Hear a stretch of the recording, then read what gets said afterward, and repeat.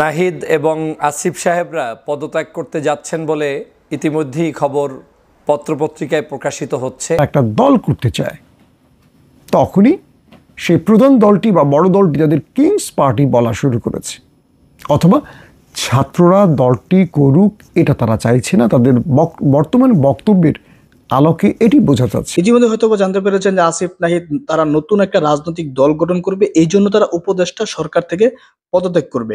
তো আসলেও কি সরকার থেকে তারা পদত্যাগ করে কোনো রাজনৈতিক দল গঠন করবেন, নাকি সরকারের থেকেই তারা কোনো রাজনৈতিক দল গঠন করবেন? আর কি সরকারের থেকে কি রাজনৈতিক দল গঠন করা যাবে কিনা, প্রিয় দর্শক এই বিষয়ে আমরা শুনবো। প্রিয় দর্শক, পাশাপাশি আলোচনা করব যে আসিফ নাহিদকে কি মূলত আসলেও সরকার থেকে পদত্যাগ করতে বাধ্য করা হচ্ছে কিনা, কারণ সব বিষয় তো ষড়যন্ত্র হচ্ছে বা সব বিষয় তো আলোচনা হচ্ছে, সে বিষয় নিয়ে আপনাদেরকে জানাবো। এর আগে তাদের পদত্যাগ নিয়ে গুরুত্বপূর্ণ কয়েকটি আলোচনা শুনবো। নাহিদ এবং আসিফ সাহেবরা পদত্যাগ করতে যাচ্ছেন বলে ইতিমধ্যেই খবর পত্রপত্রিকায় প্রকাশিত হচ্ছে। বাংলাদেশের উপদেষ্টা মণ্ডলীর সদস্য হিসেবে তারা শপথ নেওয়ার পর থেকে এই প্রথম কোনো পত্রপত্রিকায় খুব গুরুত্ব সহকারে নিউজটি ছাপা হয়েছে। আপনারা জানেন, বাংলাদেশের এক দফা আন্দোলন ঘোষণা করেছিলেন আমাদের ছাত্রদের মধ্য থেকে প্রাণপ্রিয় ছাত্রনেতা জনাব নাহিদ সাহেব, এবং আসিফ মাহমুদ ভূঁইয়া তিনি সেই ছাত্র আন্দোলনের অগ্রণী ভূমিকা পালন করে জুলাই বিপ্লবে নেতৃত্ব দেওয়া আরেকজন বিপ্লবী সৈনিক। এই দুই সৈনিক নতুন একটি রাজনৈতিক দল, যেই দলটি ছাত্রদের মধ্য থেকে প্রতিষ্ঠিত হবে এ ধরনের বিভিন্ন গুঞ্জন, আলোচনা, ইভেন তাদের পক্ষ থেকেও বিভিন্ন জায়গা থেকে মন্তব্য, বক্তব্য চলে এসেছে। আজকের বাংলাদেশের অন্যতম পত্রিকা আমার দেশ পত্রিকার নিউজ পোর্টালে এটা পাবলিশড হয়েছে, এবং এর বাহিরেও বাংলাদেশের অন্যান্য জাতীয় সকল পত্রিকাই নাহিদ আসিফ সাহেবদের পদত্যাগের বিষয়টি গুরুত্ব সহকারে প্রকাশ পেয়েছে। আমার দেশ পত্রিকার নিউজ থেকে তারা স্পষ্ট করেছেন যে ফেব্রুয়ারির 15 তারিখের মধ্যে নতুন করে নাম ঘোষণা হতে পারে রাজনৈতিক একটি দলের, যেটা ছাত্রদের মাধ্যমে প্রতিষ্ঠিত হবে, এবং ছাত্ররা যেটার নেতৃত্বে এখন পর্যন্ত বিভিন্ন জায়গায় তাদের মতামত সংগ্রহ করে যাচ্ছেন। সেই সংগঠনটি আত্মপ্রকাশ ঘটবে ফেব্রুয়ারির 15 তারিখের সময়ের মধ্যে হতে পারে বলে ধারণা পোষণ করছেন। পাশাপাশি এই সংগঠনের নেতৃত্ব দিতে সামনের সারিতে তথা সেক্রেটারি জেনারেল কিংবা সাধারণ সম্পাদক কিংবা মহাসচিব যে নামেই বলেন না কেন, এই পার্টির সেই সাধারণ সম্পাদকের পদের দায়িত্ব পালন করতে পারেন বলে মনে হচ্ছে নাহিদ ইসলামকে। দ্যাট মিনস বাংলাদেশে আগামীর নতুন রাজনীতি, ছাত্রদের রাজনীতি, এটা এখন স্পষ্টতই হচ্ছে যে আগামী দিনে ছাত্রদের নেতৃত্বে একটি ঐতিহ্যবাহী সংগঠন আত্মপ্রকাশ করতে যাবে। এই যাওয়াটার দোষের কিছু নয়। বাংলাদেশে বিভিন্ন সময়ে বাংলাদেশের রাজনৈতিক প্রেক্ষাপট বিবেচনা করেই রাজনৈতিক সংগঠনগুলো প্রতিষ্ঠিত হয়েছে। দেশের যুদ্ধকালীন সময়, দেশের স্বাধীনতা পরবর্তী সময়, দেশের 1975 সালের পট পরিবর্তনের সময়, পরবর্তীতে বাংলাদেশের সিপাহী জনতার বিপ্লবের মধ্য দিয়ে বাংলাদেশে যে বহুদলীয় গণতন্ত্র চলে এসেছে সেই সময়, এরকম বিভিন্ন কারণে রাস্তার বাঁকে বাঁকে, সময়ের বাঁকে বাঁকে, পরিস্থিতির বিবেচনায় রাজনৈতিক সংগঠন প্রতিষ্ঠিত হয়েছে বাংলাদেশে। ঠিক তেমনই বাংলাদেশে এখন নতুন রাজনৈতিক সংগঠন এটা আসবেন, এটা প্রত্যাশিত ছিল, এবং এটা যে সত্য তা আবার প্রমাণ হচ্ছে এই ফেব্রুয়ারির 15 তারিখের মধ্যে এই সংগঠনটি আসার মধ্য দিয়ে। আমরা এই সংগঠনগুলোর অনেকগুলো পরিস্থিতি বিবেচনায় কেউ ভালো করেন, কেউ খারাপ করেন। যেমন বাংলাদেশের পরিস্থিতি বিবেচনায় শহীদ রাষ্ট্রপতি জিয়াউর রহমান যখন বাংলাদেশের মানুষের নেতৃত্ব দিয়ে রাজনৈতিক সংগঠন প্রতিষ্ঠা করলেন, বাংলাদেশ জাতীয়তাবাদী দলের নেতৃত্ব দিলেন, সেই সময় জনগণের কাছে তার আস্থা এবং বিশ্বাস এবং কর্মপদ্ধতির কারণে এবং আওয়ামী বিরোধিতার কারণে, সেই সময় আওয়ামী লীগের অত্যাচার, জুলুম, নির্যাতনের কারণে মানুষ বেঁচে থাকার মাধ্যম হিসাবে এবং দেশের মানুষকে একটি সুন্দরতম জায়গায় নিয়ে যাবেন সেই হোপের উপর ভিত্তি করে বাংলাদেশ জাতীয়তাবাদী দল কিন্তু খুব ভালোভাবে জনগণের মণিকোঠায় স্থান অর্জন করে নিয়েছেন, জনপ্রিয় হয়েছেন। পরবর্তীতে দেশনেত্রী বেগম খালেদা জিয়ার হাত ধরে, তারপরে বর্তমানে তারুণ্যের অহংকার জনাব তারেক রহমানের হাত ধরে এই দল পরিচালিত হচ্ছে, জনপ্রিয়তায় এখনও বাংলাদেশে শীর্ষে অবস্থান করছে বলে জনগণ মনে করেন। তো স্বভাবতই ছাত্ররা যেহেতু 24-এর নেতৃত্ব দিয়েছে, জুলাই বিপ্লব আমরা নিশ্চয়ই জানি যে ছাত্র সংগ্রামের মধ্য দিয়ে হয়েছে। যদিও এই বিপ্লবে আমরা বাংলাদেশের সকল রাজনৈতিক দলের মতের মানুষরা অংশগ্রহণ করেছে, কোনো সন্দেহ নাই, নির্দ্বিধায় তারা সাপোর্ট করেছে। এবং আমরাও চেয়েছিলাম কোনো রাজনৈতিক পরিমণ্ডলে এদেরকে ঢুকিয়ে বাংলাদেশের এই বৃহৎ আন্দোলনকে কলুষিত করা যাবে না। সে কারণে ব্যক্তিগতভাবে আমি মনে করেছিলাম ছাত্ররাই নেতৃত্ব দিক, ছাত্ররা নেতৃত্ব দিয়ে দেশটাকে আগে স্বাধীন করুক, আর তাই হয়েছে। এই নাহিদ ইসলাম আপনারা নিশ্চয়ই জানেন শহীদ মিনারে এক দফার ঘোষণা দিয়েছেন, কিন্তু তিনিই বাংলাদেশের ফ্যাসিবাদের কবল থেকে দেশকে রক্ষার জন্য তিনি তার আন্দোলনে নেতৃত্ব দিয়ে বাংলাদেশের মানুষকে এক দফা ঘোষণা দিয়ে শেখ হাসিনার পতন ঘটিয়ে ছেড়েছেন এবং ঘটে গিয়েছে।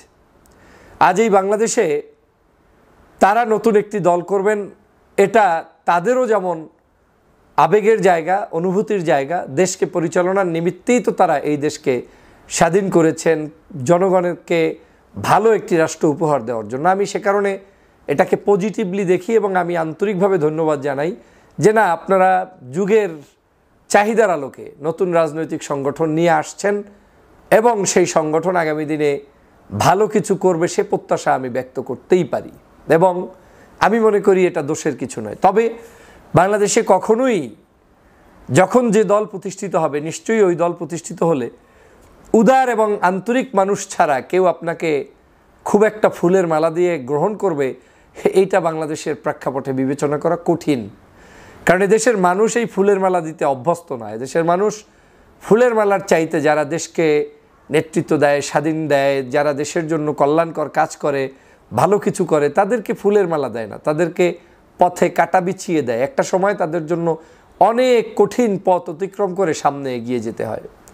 এদেশে নিশ্চয়ই আমি পূর্বে যে দলটির নাম উল্লেখ করলাম, যে শুরুতেই এই দলটাকে ওয়েলকাম জানানোর জন্য তার আওয়ামী লীগ বসে থাকিনি, জনগণের ভালোবাসায় সিক্ত হয়ে দলটি এই জায়গায় এসেছে। দলের প্রয়োজন আছে। দল কিয়ামত পর্যন্ত একই দল থাকবে এমনটা যেমন সত্য না, কিয়ামত পর্যন্ত একই নেতা নেতৃত্ব দিবে এমনটাও সত্য না। আমি এই ধরনের ভালো দল হোক, দলগুলো চলে আসুক সেটার পক্ষে। তবে এটাও মাথায় রাখতে হবে দলগুলো যাতে কোনো অবস্থায় কোনো নির্দিষ্ট কারো সমর্থন নিয়ে একেবারে বিতর্কিত কোনো পদ্ধতির মধ্য থেকে আবিষ্কৃত না হোক, সেটাও আমি কামনা করি। বিতর্ক হবেই, তবে আমি মনে করি যতটুকু বিতর্ক এড়িয়ে গিয়ে জনতার জন্য, জনগণের সরকার, জনগণের দল, জনগণের আমাদের আন্দোলন, এই যে একটা জনগণের চাহিদা, এই জনগণের চাহিদাটাকে এখানে প্রাধান্য দিয়ে যদি এই দলটাকে সামনে নিয়ে আসা যায়, তাহলে আমার বিশ্বাস আপনারা টুডে অর টুমোরো বাংলাদেশের পিপলদের কাছে অবশ্যই ভালোবাসা কেড়ে নিতে পারবেন। কারণ আপনাদের ঝুলিতে কিন্তু ইতিমধ্যেই 24-এর বিপ্লব আপনাদের ঝুলিতে আছে। তবে এই ঝুলিতে আমরা বাংলাদেশের বিভিন্ন রাজনৈতিক দলের নেতাকর্মীরা তারা এই ঝুলির কাজে সহযোগিতা করেছে, তাদেরকে রেসপেক্ট এবং তাদের প্রতি সম্মান রেখে আপনাদের আন্দোলন সংগ্রাম যদি চলমান থাকে, জনগণ এখন অনেক পরিবর্তনে বিশ্বাসী। জনগণ এখন বর্তমান জেনারেশনের যে চাহিদা, যুগ সন্ধিক্ষণের যে চাহিদা, এই চাহিদা যারাই পূরণ করতে পারবে তাদেরকে জনগণ এখন ভালোবাসা দিবে। পুরাণরাও যদি তাদের দলের মধ্যে সেই সংস্কার এনে ছাত্র সমাজের চাহিদা, যুব সমাজের চাহিদা, জনগণের চাহিদা, দুর্নীতি, দুষ্কৃতি, অন্যায়, অত্যাচার মুক্ত একটি সুন্দর বাংলাদেশ কেউ গঠন করতে পারে, তাহলে তাদেরকে তারা সমর্থন দিবে। আমি তেমনটাই ভাবছি আপনাদেরকে নিয়েও, যে আপনাদেরকে যদি আপনারা সত্যিই ঐক্যবদ্ধভাবে ইউনিক পিপলদেরকে নিয়ে, যোগ্যতা সম্পন্ন মানুষদেরকে নিয়ে, দেশপ্রেমিক মানুষদেরকে নিয়ে দলমতের ঊর্ধ্বে উঠে সমগ্র দেশবাসীকে একটা স্বপ্ন দেখাতে পারেন, যদি স্বার্থের বেড়াজলে আপনারা আটকে না যান যে আমার কারণ আমি ছাড়া আর কেউ না, এইরকম মানসিকতা যদি আপনাদের ভিতরে না থাকে, যদি উদার গণতান্ত্রিক এবং জনগণের মূল যে পালস সেটা বুঝতে সক্ষম হন, তাহলে অবশ্যই আপনাদের আন্দোলন এবং রাজনীতিকেও কেউ কোনো দিন ঠেকিয়ে রাখতে পারবে না। মনে রাখবেন, কেউ ঠেকাতে গেলে তারা ঠেকে যাবে, আপনারা উঠে যাবেন, কিন্তু আপনাদের নীতি, নৈতিকতা, আদর্শ এবং আপনাদের ভিতর ভাইয়ের সম্পূর্ণটা জনগণের কাছে ক্লিয়ার থাকতে হবে। আমি অগ্রিম আপনাদেরকে অভিনন্দন জানাই। যদিও অফিসিয়ালি আপনারা কোনো স্টেটমেন্ট এখনও দেননি, কিন্তু আপনারা দিবেন এটা মনে হচ্ছে পত্রপত্রিকার বিবেচনার আলোকে, তাদের নিউজের ধাঁচে আমি আজকের এই কথাগুলো বললাম। বাংলাদেশের রাজনৈতিক দলগুলোর প্রতি উদাত্ত আহ্বান থাকবে, নতুন দল আসুক তাদেরকে ওয়েলকাম জানান। যে যত দ্রুত ওয়েলকাম জানাবেন, তাদের পাশে থাকবেন, সে তত বেশি জনপ্রিয়তার দিক থেকে এগিয়ে থাকবেন। এই যুগটা এমন যে কুণ্ঠা দেখানোর সুযোগ নেই, কলুষিত করার কোনো সুযোগ নেই, ছোট মানসিকতা দেখানোর সুযোগ নেই।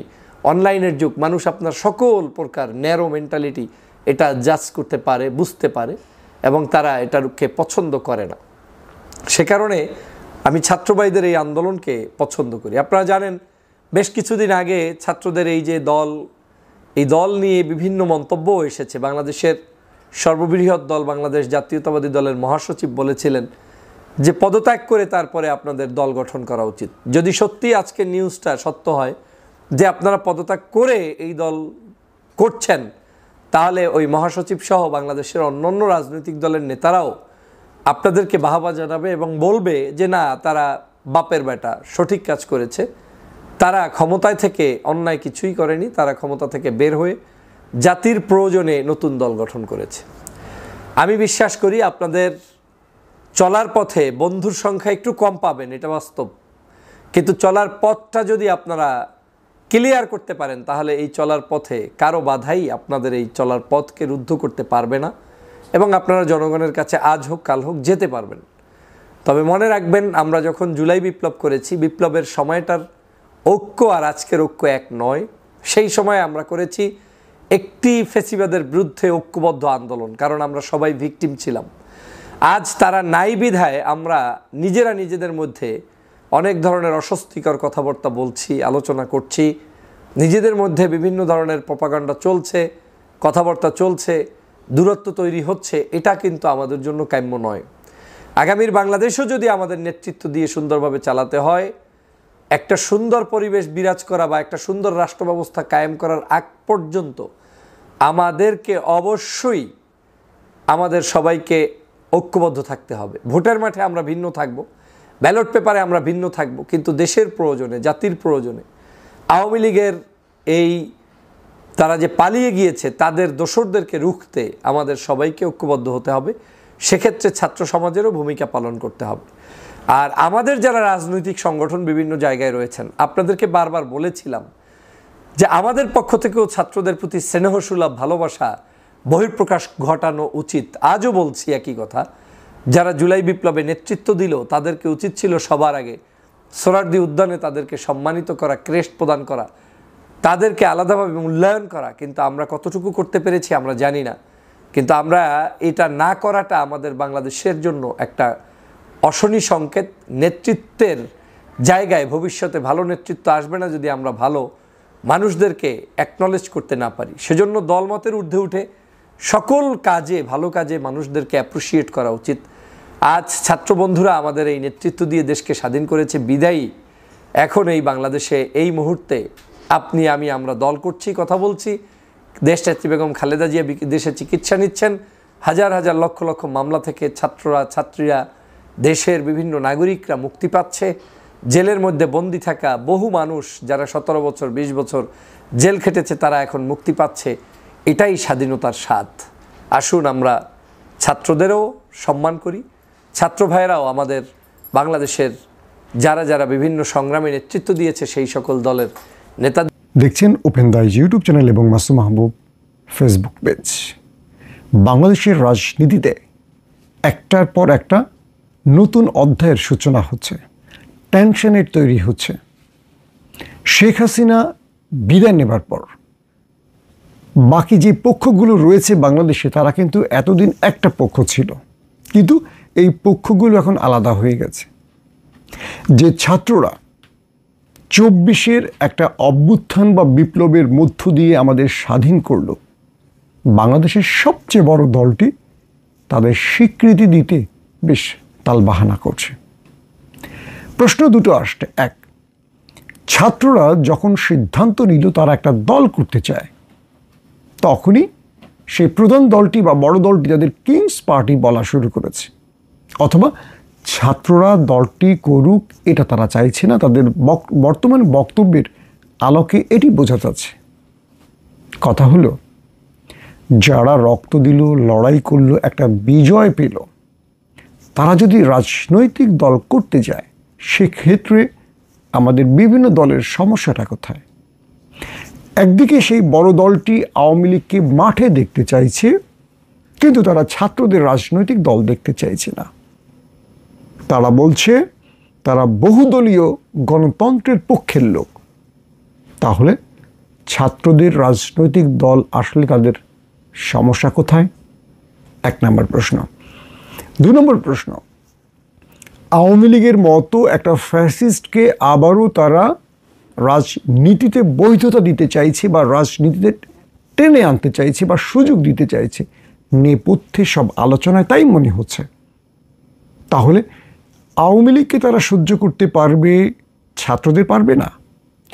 যাদের বিরুদ্ধে আমাদের ছাত্ররা লড়াই করে আজকে সেই দলটিকে ক্ষমতায় বসার সুযোগ তৈরি করে দিচ্ছে, যারা রক্ত দিল, লড়াই করলো, তাদেরই সহ্য করতে পারলো না, আর যাদের বিরুদ্ধে লড়াই করলো তাদেরকে সহ্য করবে? আমার মনে হয় না। তো বিএনপির বর্তমান যে নেতারা, জামাতের যে বর্তমান নেতারা, তারা যে বক্তব্য দিচ্ছে, এই বক্তব্যে আমরা সন্তুষ্ট হতে পারছি না। কারণ তাদের বক্তব্যের মধ্যে ঘুরে ফিরে কেন যেন আওয়ামী লীগের প্রতি তাদের একটা সহানুভূতি কাজ করছে। জামায়াত কিছুটা এক্ষেত্রে কৌশলী হলেও বিএনপি নেতাদের সাম্প্রতিক বক্তব্যে তাই মনে হচ্ছে। 3টা বিষয় থেকে এখন প্রশ্ন করবেন যে কেন আপনার এই বিষয়টি এরকম মনে হলো। 3টা বিষয় উল্লেখ করি। 1, যে প্রেসিডেন্টকে বিএনপি সহ্য করেনি, সেই প্রেসিডেন্টকে এখন বিএনপি সরাতে চাইছে না, শাহাবুদ্দিন চুপ্পু। অথচ তাকে যখন প্রেসিডেন্ট পদে বসানো হয়, বিএনপি আপত্তি জানিয়েছে, বিরোধিতা করেছিল। আজকে বিএনপির কি হলো যে তাকে যখন ছাত্ররা সরাতে চাইলো বা সরানোর সময় এলো, বা ছাত্ররা চাইলে তাকে সরাতে পারে, শুধু বিএনপি বাধা না দিলে। বিএনপি কেন বাধা দিচ্ছে?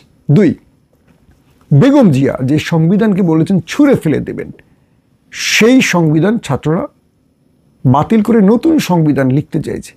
বিএনপি সেখানেও বাধা দিচ্ছে যে না, এই 72-এর সংবিধান থাকবে। তাহলে তাদের প্রধান দলের চেয়ারপারসন যে কথাটি বললেন, এটি কি বিএনপি মানতে রাজি না? 3, আওয়ামী লীগ ছাত্রলীগ নিষিদ্ধের পর আওয়ামী লীগকে নিষিদ্ধের যে দাবি উঠল ছাত্র জনতার পক্ষ থেকে, সেখানেও সবচেয়ে বড় বাধা হলো বিএনপি। এগুলো হলো পুরনো খবর, কিন্তু বিশ্লেষণটা এবার আসছে মূল জায়গায়। ডক্টর মোহাম্মদ ইউনূস সুইজারল্যান্ডে ছাত্রদের নতুন দল আসবে এরকম একটি আভাস দিয়েছে, এবং সাম্প্রতিক সময় বেশ কিছু গণমাধ্যমে উঠে এসছে যে আমাদের 2 উপদেষ্টা আসিফ মাহমুদ সজীব ভুঁইয়া এবং নাহিদ ইসলাম, তারা শীঘ্রই পদত্যাগ করবেন। তো এই ব্যাপারে আমি নাহিদের সাথে মুঠোফোনে কথা বলার চেষ্টা করলাম। যতটুকু বুঝলাম, ছাত্ররা এখনই পদত্যাগের সিদ্ধান্ত নেয়নি, কিন্তু ছাত্রদেরকে পদত্যাগের যে খবরটি গণমাধ্যমে এসছে, এটি একটি ধারণাবশত, অর্থাৎ হয়তোবা হিংস আছে যে তারা পদত্যাগ করবেন, কিন্তু কবে করবেন, শিগগিরই করবেন, এই ব্যাপারে কোনো বক্তব্য নেই। পরবর্তী দেখলাম সাংবাদিকদের নাহিদ ইসলাম ব্রিফ করলেন, বললেন যে তারা এখনই পদত্যাগ করছেন না, তবে তারা যদি রাজনৈতিক দল বানান সেক্ষেত্রে, বা তারা যদি রাজনৈতিক দলের কোনো পার্ট হন সেই ক্ষেত্রে তারা পদত্যাগ করবেন। এখন 2টো বিষয় আসে। শেখ হাসিনাকে ক্ষমতায় বসিয়ে রেখে বিএনপি পরপর 3বার নির্বাচনে মুখোমুখি হলো। একবার করলো না, একবার নির্বাচন করলো, এরকম করে বিএনপি। শেখ হাসিনার মতো একজন ফ্যাসিস্টকে বিএনপি মানতে পারছে, আর ছাত্র উপদেষ্টা 2 জন ব্যক্তি তাদেরকে মানতে পারছে না। অথচ যাদের কারণে আজকে বিএনপি ক্ষমতায় আসার স্বপ্ন দেখছে, বা বিএনপি ক্ষমতায় আসছেই ধরে নিলাম, বিএনপির এই হীনমন্যতা বাংলাদেশের মানুষকে কষ্ট দিচ্ছে। আসেন তার পরের বিষয়। ছাত্ররা যদি রাজনৈতিক দল করে, বহুদলীয় গণতন্ত্রের প্রবক্তা, বহুদলীয় গণতন্ত্রের সবচেয়ে বড় দাবিদার বিএনপি, এটা খুশি হওয়ার কথা, বরং অ্যাপ্রিসিয়েট করার কথা, বরং তাদের সহযোগিতা করার কথা, বরং তাদের বিভিন্নভাবে পরামর্শ দিয়ে সাহায্য করা দরকার। কিন্তু কেন বিএনপি এই মুহূর্তে ছাত্রদের সরকার বা ছাত্রদেরকে বা ইউনূসকে প্রতিপক্ষ তৈরি করতে চাইছে? এটা কি কেবল চাপ, রাজনৈতিক চাপ, নাকি এর পেছনে অন্য কোনো কারণ আছে? সাম্প্রতিক সময় দেশের মানুষ দেখলো যে ভারত শিগগিরই বাংলাদেশে নির্বাচন দেখতে চায় এবং আওয়ামী লীগের বাকি নেতারা যারা পালিয়ে গেছেন তারাও এই কথাগুলো বলছেন যে দ্রুত নির্বাচন দরকার এবং ইউনূস অন্তর্বর্তীকালীন যে সরকার প্রধান ইউনূস তিনি নিরপেক্ষ নন। এই কথাগুলো আরাফাত বলছেন, হাসান মাহমুদরা বলছেন, আবার বিএনপিও বলছেন। আমরা দেখতে পাচ্ছি যে বিএনপি এবং আওয়ামী লীগের বক্তব্যগুলো কেন এক সুরে জানে, মানে আমরা শুনতে পাচ্ছি এক সুরে। কথা হলো, ইউনূস যদি নিরপেক্ষ না হন, শেখ হাসিনা কি তাহলে নিরপেক্ষ ছিলেন? বাংলাদেশে নিরপেক্ষ কে আসলে? মির্জা ফখরুলকে দিয়ে আমরা নির্বাচন করাই, তিনি তো নিরপেক্ষ লোক, তাই না? তিনি অর্ধেক আওয়ামী লীগ অর্ধেক বিএনপি, এটি তো নিরপেক্ষ। বিষয়টা হলো যে ইউনূস সবার মতামত নিয়ে ক্ষমতায় বসলেন, সে ইউনূসকে কেন যেন বিএনপি পছন্দ করতে পারছে না বা সহ্য করতে পারছে না। কিছু নেতার বক্তব্যে এরকম মনে হয়। এটা মূল বিএনপির থিম না, কিছু নেতা। এই কিছু নেতার মধ্যে কিছু প্রবলেম আছে। কেউ কেউ অন্যদের এজেন্ডা বাস্তবায়ন করতে চান।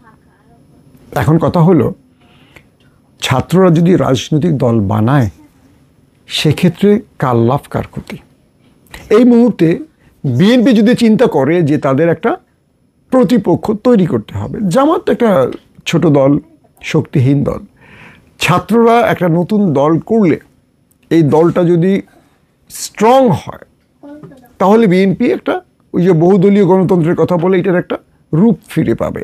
এবং ছাত্ররা যেহেতু যে দলটা করবে, এরা সবাই আমাদের মেন্টালিটির বা বিএনপি জামাত বা আমাদের এই ফ্যাসিস্ট মুক্ত একটা গ্রুপের, তো বিএনপি এটা কিন্তু লাভবান হয়। কিন্তু বিএনপি ছাত্রদের ব্যাপারে এতটা আগ্রহী না যতটা আওয়ামী লীগের ব্যাপারে। যখনই বিএনপি নির্বাচনের চাপ দেয়, আমি খেয়াল করলাম দেশের মানুষ কিন্তু বিএনপির এই চাপের সাথে বা দাবির সাথে নামছে না। অতীতে আমরা দেখেছি 15 বছরে বিএনপি সফল কোনো আন্দোলন করতে পারেনি, কারণ জনগণের দাবি অনুযায়ী বিএনপি কিছু করেনি। আবার জনগণকে মাঠে নামিয়েও বিএনপির নেতারা আজকে যারা অনেক বড় কিছু হয়ে গেছেন, আজকে যারা হাঙ্কি পাঙ্কি কথা বলছেন, আজকে যারা উল্টে ফেলছেন, আজকে যারা আবারও চেতনা বিক্রি করছেন আওয়ামী লীগের মতো, দেখতে পাচ্ছি আওয়ামী লীগ এই 15টা বছর 71-এর চেতনা বিক্রি করতে করতে 71-কে একদম পচিয়ে ফেলেছে, গন্ধ বের করে দিয়েছে। আওয়ামী লীগের সেই রেখে যাওয়া দায়িত্বটা এবার বিএনপি নিয়েছে। ইশরাকের মতো মানুষকে দেখছি এখন 71-কে বিক্রি করতে চান। আসলে বিএনপি জামাতের বিরুদ্ধে কোনো শক্ত ন্যারেটিভ পাচ্ছে না। জামাত বিএনপিকে টেন্ডারবাজি, চাঁদাবাজি, দুর্নীতির মধ্যে আটকে দিচ্ছে এবং তারা একটার পর একটা ফেরিস্তি তৈরি করছে। তারা শ্বেতপত্রের মতো তাদের লিস্ট বেরিয়ে আসছে।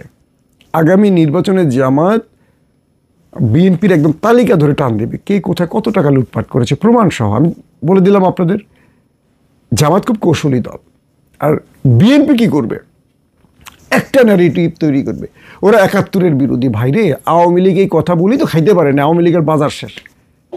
তোমরা এই বাজারে আসতেছো এই ইস্যু নিয়ে। জামাত কি ফেরেস্তা? জামাত ফেরেস্তা না। জামাতের বিরুদ্ধে অনেক ন্যারেটিভ তৈরি করা যায়। কেন তোমরা সেদিকে না গিয়ে মাথা মোটার কাজটা করছো, আওয়ামী লীগের রেখে যাওয়ার দায়িত্ব পালন করছো? এ দেশের মানুষ যদি জামাতকে 71-এর ইস্যুতে খুব বড় অপরাধী ভাবে, তাহলে মানুষ তো নামবে আপনাদের ডাকে। একবার ডেকে দেখেন না, শেখ হাসিনা যে বিচার করলো, 5 জন না 6 জনকে ফাঁসি দিল, এই ফাঁসিটাকে তো জুডিশিয়াল কিলিং বলা হচ্ছে। জনগণ কতটুকু এটাকে মেনে নিয়েছে বা জনগণের কাছে মতামত নেন যে শেখ হাসিনা যাদেরকে হত্যা করেছে এই দেশের জনগণ কি এই রায়টাকে বিশ্বাস করে কিনা? এই বিষয়গুলো আমরা একটু খোঁজখবর নেন। তারপরে দেখেন দেশের মানুষ জামাতকে কোন চোখে দেখে, 71-এর প্রশ্নে কোন চোখে দেখে। কয়েকটা নেতা জামাতকে 71 বিরোধী বা 71-এর কি বলবো যে পাকিস্তানপন্থী বা এই যে গেমগুলো দিচ্ছেন, মানুষ এগুলো চায় না। শেখ হাসিনা লাস্ট একটা কথা বলেছিল, রাজাকারের নাতিপুতি, এই একটি কথার জন্য সমগ্র বাংলাদেশ এক হয়ে গেছে। আবার বিএনপি যদি সেখানেই পাড়া দেয়, কি করবেন? অনেকেই তো বলতেই শুরু করেছেন যে বৈষম্য বিরোধী ছাত্ররা ম্যাক্সিমাম জামাত শিবির। তার মানে 24-এর আন্দোলনটাকে জামাত শিবির করেছে, এটাই আপনারা প্রমাণ করতে চাইছেন? তাই বলছি, কথা আসলে বেশি হয়ে যাচ্ছে। বেশি কথায় মানুষ ভুল বেশি করে। এখন একটা ব্যাপার হলো, বিএনপির করণীয়টা কি? আমি মনে করি বিএনপির এই মুহূর্তে উচিত যে দলগুলো, মানে ছাত্ররা যে দলগুলো আনতে চাচ্ছে তাদেরকে পরামর্শ দেয়া এবং একটা বিএনপি যে বহুদলীয় গণতন্ত্রের পক্ষের শক্তি, এটাকে প্রমাণ করার জন্য ছাত্রদের মধ্যে আরও গঠনমূলক রাজনীতির কিছু প্রেসক্রিপশন তুলে ধরা। দুটো বিষয় খেয়াল করবেন। আগামী নির্বাচন কবে হবে আনসার্টেন। সূত্রগুলো বলছে ডিসেম্বর অর জানুয়ারি, এই বছরের শেষ বা আগামী বছর শুরুতে হতে পারে। বেশ গুরুত্বপূর্ণ জায়গা থেকে তথ্যগুলো পাওয়া যাচ্ছে। কিন্তু এরপরও কিছু তথ্য বলছে যে বিএনপি ইউনূসের উপর যদি অতিরিক্ত চাপ দেয়, সেক্ষেত্রে এই নির্বাচনটা আরও অনেক পিছিয়ে যেতে পারে। এখন আমাদের আসলে করণীয়টা কি? আমরা দ্রুত নির্বাচন চাই, তাই তো? তো দ্রুত নির্বাচন চাওয়ার আগে একটা বিষয় আমাদের প্রমাণ করতে হবে যে দ্রুত নির্বাচনের আগে বাংলাদেশ কোন বিষয়গুলোকে নিয়ে কনফার্মলি, মানে যে সংস্কার ইস্যুগুলো আছে, সেটেল করতে পারবে। আমরা কি চাই আবারও নির্বাচন হোক দ্রুত, আসার পরই 5 বছর পর কোন পদ্ধতিতে নির্বাচন হবে এটা নিয়ে লড়াই করি, রাজপথে হাঙ্গামা করি, দেশের সম্পদ নষ্ট করি, মানুষ মারি? না, আমরা চাই এমন কিছু ব্যবস্থা ইউনূস করে দিয়ে যাবেন যে ব্যবস্থার মধ্য দিয়ে বাংলাদেশ কশ্চিনকালেও আর এই ইস্যুগুলোর আমাদের দেশ সম্পদ নষ্ট না হয়। কীরকম, কোন পদ্ধতিতে নির্বাচন হবে, কে হবে প্রধান বিচারপতি, কে হবে নির্বাচন কমিশন, কোন পদ্ধতিতে হবে, কত কক্ষ বিশিষ্ট হবে, উচ্চ কক্ষ, নিম্ন কক্ষ, এই সমস্ত, একজন ব্যক্তি কতবার দলের প্রধান থাকবেন, একজন ব্যক্তি কতবার প্রধানমন্ত্রী হবেন, এই ইস্যুগুলি সেটেল করা। নতুবা কি হয়, দুটো দল ক্ষমতায় আসবে, দুটো দলের প্রধানই হবেন সব কিছুর মালিক। এতে করে কোনো জবাবদিহিতা থাকে না কারো। আর সব নেতারা, কারাপ্টেড নেতারা, এদেরকে খুশি করে সব রকম অন্যায় করতে পারে, জবাবদিহিতা থাকে না কারো। তো নাহিদ ইসলাম আমাকে দুটো জিনিস বলেছেন, যে তারা যে কোনোভাবে বিচার করে যাবেন, আর দ্বিতীয় কাজ তারা সংস্কার করে যাবেন। এতে করে যা হয় হবে। তারা দুটো বিষয় কনফার্ম করেছেন। আবারও বলছি, আমাদের তথ্য উপদেষ্টা নাহিদ ইসলাম আমাকে বলেছেন তারা দুটো বিষয় কনফার্ম করে যাবেনই, তাতে যা হয় হবে। এক, বিচার, যারা এই অভ্যুত্থানে বিপ্লবে ছাত্রদের হত্যা করেছে তাদের বিচার করে যাবেন। 2, তারা সংস্কার করে যাবেন। এই সংস্কার বিএনপি আসলে চাইছে কি চাইছে না এটা এখন ক্লিয়ার না। বিএনপি বলছে নির্বাচনের পর সংস্কার, মানে নির্বাচিত সরকারের কাছে সংস্কার। আমার প্রশ্ন হলো, 54 বছরে আপনারা কি কি সংস্কার করেছেন সেই ফিরিস্তি আগে জনগণকে দেন, জনগণকে বিশ্বাস করান যে আপনারা ক্ষমতা আসলে আপনারা কোনো সংস্কার করবেন। মরে গেলেও করবে না। আওয়ামী লীগ, বিএনপি, জামাত, মানে কোনো দল সংস্কার করে ক্ষমতায় বসে, কারণ তারা চায় আবারও ক্ষমতা আসার জন্য যত রকম ফাঁকফোকর তৈরি করতে। এখন আমাদের চিন্তা করতে হবে আগামী রাজনীতিতে বিএনপি, জামাত বা ছাত্ররা এরা যেন মুখোমুখি না হয়ে এই দেশটাকে ফ্যাসিস্ট মুক্ত করতে ঐক্যবদ্ধ হতে পারে।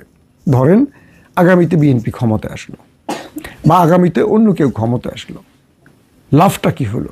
যদি আওয়ামী লীগের জায়গা থাকে, যে ফেব্রুয়ারি মার্চে আওয়ামী লীগ আবার মাঠে নামবে, প্রস্তুতি নিচ্ছে, কথাগুলো আসছে, আপনি কি বুঝতে পারতেছেন এটার নেপথ্যে কারা কাজ করতে পারে? তারা কি কি বাংলাদেশকে নিয়ে ষড়যন্ত্র করতে পারে? তাহলে আমার মনে হয় বিএনপি যে ইস্যুগুলোতে এখন সরকারকে চাপ দিতে চাইছে, এগুলো জনগণের সঙ্গে সম্পৃক্ত না। আবার বিএনপি জামাতের মধ্যে কাদা ছোড়াছড়ির লেভেলটা এত বেশি, মানে কি বলবো, তিক্ততায় রূপ নিচ্ছে। আমি ভয় পাচ্ছি যে সুযোগটা ফ্যাসিস্ট এবং ওপার খুব খারাপভাবে ব্যবহার করে কিনা। আর ছাত্রদের ক্ষেত্রে আমার একটা পরামর্শ, যারা আমাদেরকে স্বাধীনতার স্বাদ দিয়েছে, যারা রক্ত ঝরিয়েছে, যারা মৃত্যু মানে ফাঁসির দড়ি গলায় নিয়ে এই লড়াইটা করেছে, তাদেরকে অবজ্ঞা করবেন না। আপনি যত বড় নেতা হন না কেন, মনে রাখবেন আপনার চেয়েও আমাদের এই কোমল বয়সী, মানে ছোট্ট, আমাদের চেয়ে অনেক অল্প বয়সের ছেলেগুলোর অবদান অনেক বেশি। আপনি আপনার জীবনে 50 বছরে যদি রাজনীতি করে থাকেন, 50 বছর রাজনীতি করে থাকেন, এই 50 বছরে আপনি, আমি ধরে নিব 50 বছরই আপনি একটি দলের দাবিদারি করেছেন, রাষ্ট্রের কিছু করেননি। আর রাষ্ট্রের গুরুত্বপূর্ণ পদে আপনি বসেছেন নিজের পকেট ভারী করতে। আমি সব দলকে বলছি, কিন্তু এই ছাত্ররা এই দেশকে মুক্ত করেছে। যদি 90-র গণ অভ্যুত্থানের ছাত্ররা রাজনীতির মূল ফ্রেমে দাঁড়াতে পারে যদি ক্যান্টনমেন্ট থেকে জিয়াউর রহমান সিপাহী বিপ্লবের মধ্য দিয়ে মানুষের হৃদয়ে পৌঁছে যেতে পারে এবং ক্ষমতায় বসে তিনি নির্বাচন করতে পারেন, তাহলে ছাত্রদের ক্ষেত্রে কেন বাধা? এই দেশে সফল একজন ব্যক্তি ছিল, 54 বছরে একজন ব্যক্তি ছিলেন সবচেয়ে বড় সফল, যিনি মানুষের হৃদয়ে বসবাস করেন, তিনি হলেন শহীদ প্রেসিডেন্ট জিয়াউর রহমান। তো জিয়াউর রহমান আমাদের প্রেরণা, আমাদের চেতনা, আমাদের বিশ্বাস, আমাদের ভালোবাসা। কিন্তু সেই জিয়াউর রহমানের পরবর্তী প্রজন্ম যারা দায়িত্ব নিতে যাচ্ছেন, আমাদের যারা এখন বড় দলটির বিভিন্ন নেতা নেত্রীরা আছেন, আমরা তাদের মধ্যে জিয়াউর রহমানের ছিটে ফোঁটা খুঁজে পাচ্ছি না। এই কথাটি মেজর ডালিম বলেছিলেন, কর্নেল রাশেদ চৌধুরী বলেছেন, শুনেছেন আপনারা যারা জিয়াউর রহমানকে কাছ থেকে দেখেছেন, তাদের নিজেরই অভিযোগ আজকের বিএনপি আর জিয়াউর রহমানের আদর্শ রাজনীতি এক না। আমার কেন যেন মনে হচ্ছে বিএনপি সঠিক পথ বা সঠিক লাইন থেকে সরে যাচ্ছে। আমি ছাত্রদেরকে শুভেচ্ছা জানাবো, তাদের প্রতি কৃতজ্ঞতা জানাবো, তাদের দল আসা উচিত। আমি মনে করি ছাত্রদের একটা শক্ত দল থাকা উচিত, যাতে সকল দলগুলো গণতান্ত্রিকভাবে একটা প্রতিযোগিতা তৈরি করতে পারে, যেন কোনো একটি দল ফ্যাসিস্ট হয়ে উঠতে না পারে। আর যারা এই মুহূর্তে ছাত্রদেরকে দেখতে চাইছেন না নির্বাচনে রাজনৈতিক দলে, আমি মনে করি এমনও সময় আসতে পারে আগামী নির্বাচনে বিএনপির বহু নেতা নমিনেশন পাবেন না। অনেক নেতা আছেন ইনএক্টিভ ছিলেন বলে নমিনেশন পাবেন না, অনেক নেতা আছেন সংস্কারপন্থী ছিলেন বলে নমিনেশন পাবেন না, অনেক নেতা আছেন মানে বড় বড় জায়গাগুলোতে খুশি করাতে পারেননি বা আন্দোলন সংগ্রামে নিজেকে লুকিয়ে রেখেছেন, যাই হোক না কেন তারা নমিনেশন পাবেন না। এখান থেকে অনেক বড় বড় নেতারা ছাত্রদের দলেও যোগ দিতে পারে। বিষয়গুলো মনে রাখতে হবে যে ছাত্রদের দলে অনেক বিএনপি নেতারা চলে আসতে পারে, অনেক জামাতের লোকেরা চলে আসতে পারে, যারা মূল দলগুলোতে মূল্যায়ন পাবে না তারাও চলে আসবে। তাই আমার কেন যেন মনে হচ্ছে আগামীতে বাংলাদেশে ছাত্ররা একটা শক্ত রাজনৈতিক দল বা প্ল্যাটফর্ম তৈরি করতে পারে। তবে ছাত্রদের অনেক অনেক ক্ষেত্রে ভুল আছে, সেই ভুলগুলো দর্শক আলোচনাগুলো শুনেছেন, শুনে বুঝতে পেরেছেন আসিফ নাহিদরা কি আসলে বুঝতে পারতেছে কিনা সেটা আমাদের বোধগম্য মনে। কারণ আমার মনে হচ্ছে আসিফ নাহিদকে যদি পদত্যাগ একবার করানো যায়, তাদেরকে হয়তো এখন আশ্বাস দিয়েছে যে তারা নতুন রাজনৈতিক দল গঠন করলে তাদের মাধ্যমে একটা সরকারে যাওয়ার একটা একটা মানে সম্ভাবনা থাকবে, এমন একটা আশা হয়তো বা গোয়েন্দা সংস্থা থেকে তাদেরকে দেওয়া হয়েছে। এই জন্য হয়তো আসিফ নাহিদের সরকার থেকে পদত্যাগ করবে। কিন্তু আমার মনে হচ্ছে সরকার থেকে পদত্যাগ করার পর হয়তো বা গোয়েন্দা সংস্থা তাদের যেই নীতি বা তাদের যেই পরিকল্পনা তারা পরিবর্তন করে ফেলতে পারে। কারণ সরকারের এখন তাদের কারণে তারা অনেক কিছু করতে পারতেছে না। তারা যখন না থাকবে তখন তাদের যা ইচ্ছা তাই করতে পারবে। এখন সরকারের ভিতর অনেক কিছু করতে গেলে বাধাগ্রস্ত হয় গোয়েন্দা সংস্থা, বিভিন্ন সংস্থা। কিন্তু তখন তারা না থাকবে তখন কিন্তু তার কোনো বাধাগ্রস্ত থাকবে না। তখন মোটামুটি আওয়ামী লীগেরই একটা সরকার থাকবে, নর্মাল আওয়ামী লীগ। তো এটাও কিন্তু হতে পারে। এই বিষয়ে ছাত্রদের অবশ্যই সতর্ক থাকা উচিত বলে আমরা মনে করি। আর তাদের এখন রাজনৈতিক দল গঠন না করে তাদের বাইরে যারা আছেন তাদেরকে দিয়ে রাজনৈতিক দল গঠন করলে মানে সবচেয়ে বেশি ভালো হবে। তারা তাদের দলের বাইরে থেকে যখন তারা পদত্যাগ করবেন বা তাদের ক্ষমতা চলে যাবে তখন তারা সেখানে যোগ দিবেন, এটাই মনে হয় বেশি ভালো হয়। যাই প্রিয় দর্শক আলোচনাগুলো শুনেছেন, শুনে আপনার ব্যক্তিগত মতামত কমেন্ট বক্সে কমেন্ট করবেন।